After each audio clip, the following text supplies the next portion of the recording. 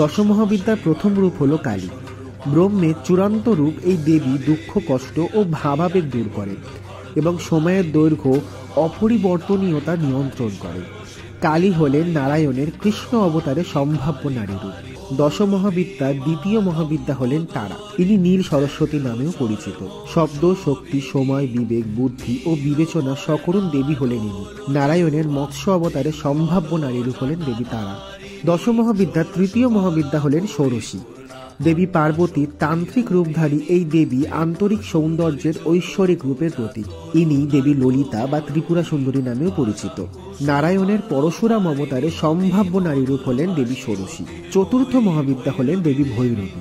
দেবী দুর্গা এখানে প্রচণ্ডা, যার মায়া ও ঐশ্বরিক শক্তি আদিম ক্ষমতা ধ্বংস করে। নারায়ণের কল্কি অবতারে সম্ভাব্য রূপ হল দেবী ভৈরবী।